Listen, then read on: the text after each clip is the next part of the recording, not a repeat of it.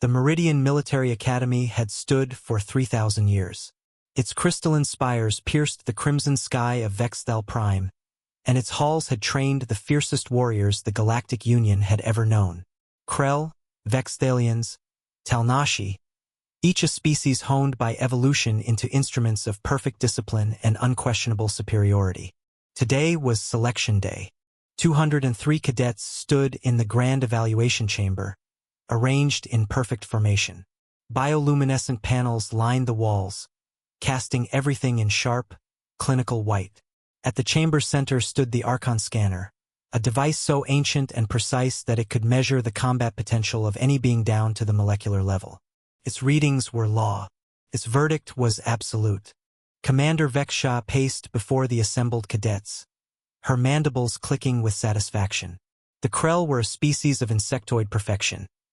Chitinous exoskeletons that could deflect plasma fire, reflexes that operated on a quantum level, and an absolute absence of the weakness that plagued lesser beings.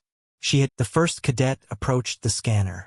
A Vex'thalian, sleek, crystalline, powerful. The device hummed to life, and a holographic readout materialized above its platform. Combat potential, 8.7/10. Acceptable. One by one they came. The Tal'nashi, with their regenerative capabilities, measured at 9.2. The HFY with their psychic resilience at 8.9. Each score was announced with clinical precision. Each cadet either nodded with pride or withdrew in measured shame, their society's values written in a single number. By the 200th evaluation, the pattern was clear. These were the galaxy's elite. Anything below an 8.0 was considered unsuitable for advanced combat training. Then the commander's data officer approached with an unusual notation on his display. "Commander," he said hesitantly, "the final two cadets are unusual. They're not from any of the Union's traditional species." Commander Vex'thalians' mandibles twitched, an expression of mild annoyance. The Union had recently integrated a small number of outlander species, a political concession to expand their military resources. She had tolerated it barely, but she had never expected any of them to survive the preliminary evaluations. "Proceed," she commanded. The 201st cadet approached. A Jinn, a graceful, ephemeral species from the Veil Nebula. The scanner activated. Combat potential, 7.1/10. Below minimum threshold. Rejected. The Jinn bowed and left the chamber without protest. This was the expected outcome. But then the commander saw the final cadet approaching, and her mandibles froze mid-click. He was small. That was the first shock. Among the titans of the Union, the towering Krell, the broad-shouldered HFY, the crystalline Vex'thalians. He barely reached the commander's torso. His frame, he was human.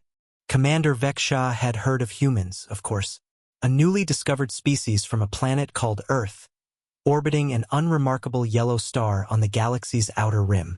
Their introduction to Union space had been unremarkable. A few diplomatic exchanges, some curiosity about their social structures, but military potential? It was a joke. The human took his place on the scanner platform without hesitation. There was no uncertainty in his movement, only a kind of calm acceptance, as though he already knew what would happen. The Archon Scanner activated. For a moment, just a moment, the device's usual humming changed tone. The holographic readout flickered. Commander Vex'thalians' optical sensors focused sharply on the display. Then 3 words appeared, written in characters that made the entire chamber go absolutely silent. Deathworlder class. Unclassifiable. The device shut down. The chamber erupted in confusion. Officer Krell stepped forward, his crystalline frame refracting with agitation. "Impossible," he said. "The scanner has never, in 3,000 years, it has never." "Silence," Commander Vex'thalians ordered. But her voice had lost its certainty. She turned to the human with an intensity that made lesser creatures freeze in their neural cores. "What is your designation, human?" The human met her gaze without flinching. When he spoke, his voice was soft, measured, and entirely unafraid. "My name is Captain Marcus Hayes, From Earth. I volunteered for this academy to show the Union something about my people. The scanner calls you Deathworlder, the commander said flatly. It cannot classify your combat potential. That has never happened. Marcus took a step forward. His soft human eyes surveyed the chamber, 200 cadets from species considered the galaxy's most elite. And in that moment, Commander Vex'thalians saw something she had not arrogance, not pride. It was something else entirely. Something patient and sad and infinitely deeper. Commander, Marcus said quietly, do you know what my world is like? It was an odd question. Vex'thalians' mandibles twitched again, but this time with something like curiosity. Earth orbits a system of tremendous solar variability, Marcus continued, without waiting for an answer. The planet itself sits on multiple tectonic plates. It experiences volcanic eruptions, earthquakes, tsunami, natural disasters that strike without warning, without mercy, without pause. The atmosphere is thin. The temperature swings are extreme. We share our world with thousands of predatory species, many of which evolved specifically to hunt creatures like us. He paused, and his voice became softer. And we survive. Officer Krell's thin made a dismissive sound. Survival through adaptation is common. The Tal'nashi regenerate from near death. The Vex'thalians can enter a stasis state for centuries. Survival is not remarkable. Marcus nodded slowly. That's true. But humans survive differently. We survive through cooperation, through sacrifice, through something you might call compassion. Commander Vex'thalians felt something ancient stir in her consciousness. A question she had never allowed herself to ask. What is strength? When my people encounter a being in suffering, Marcus continued, we don't evaluate them for combat potential. We help them. When a human child is born, the entire species dedicates 18 years to its survival and education, not because it will make them a better warrior, but because that child has inherent value. When we discover a truth, we don't keep it classified for military advantage. We share it, because we understand that knowledge in one mind limits us all. He turned slowly, meeting the optical sensors and eyes of every cadet in the chamber. I've read the evaluations of every species in this academy. You're all extraordinary warriors. But do any of you know why your comrade next to you fears the scanner? Do you know the dreams your roommate has? Do you know what it feels like to fail, to grieve, to break? And be loved not in spite of that, but because of it. The chamber was silent. No one moved. The scanner couldn't classify me, Marcus said, because humans aren't built for war. We're built for survival in a living world. And that means we're built for empathy, for connection, for the understanding that we're all just fragments of consciousness trying to make sense of existence. Then something extraordinary happened. A Krell cadet in the second row, an elite combat specialist, ranked 9.4 on the scanner, stood up. Her mandibles were trembling. I know why I fear the scanner, she said, her voice breaking in a way Krell voices were not supposed to break. Because I've spent my entire life believing that weakness is the only shame. But I've always had a question I was taught to never ask. Is there a strength in admitting what hurts?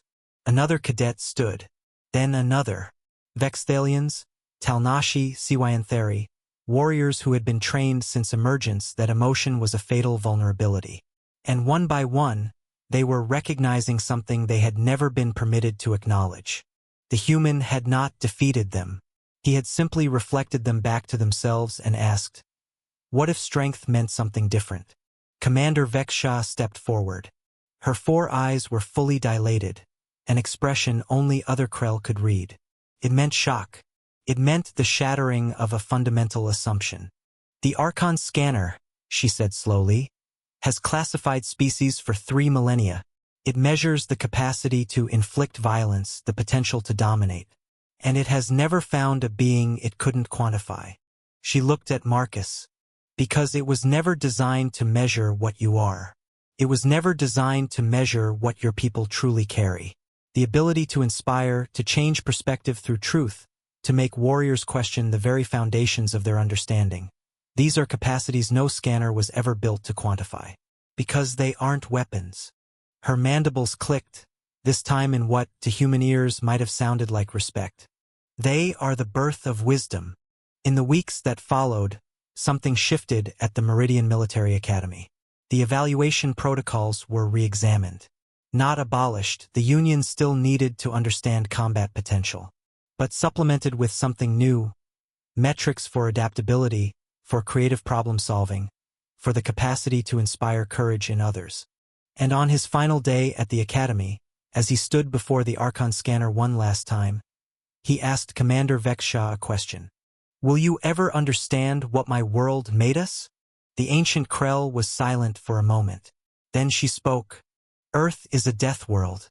Your species emerged on a planet that tried to kill you in 10,000 different ways. So you learned something we took 3,000 years to even begin to comprehend. That survival alone is not enough. That existence itself is not a victory. Connection is. Understanding is.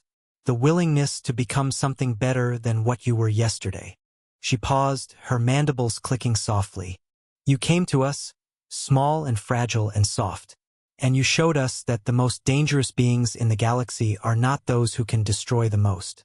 They are those who can see the broken places in others and choose to heal them instead." As Marcus walked through the crystal archways of the Meridian Academy for the last time, 203 cadets watched him go.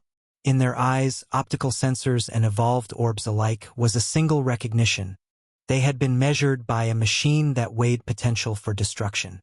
But humanity had been measured by something far older and far more powerful: the simple, radical, revolutionary act of caring. And for the first time, the galaxy understood what it truly meant to be human. It did not mean being the strongest. It meant being the first to reach out a hand to help someone else stand. If the story moved you, if it reminded you why humanity matters, not despite our softness, but because of it, subscribe for more human stories from the stars. Because somewhere out there, in the vast and uncaring cosmos, our greatest strength has never been our weapons.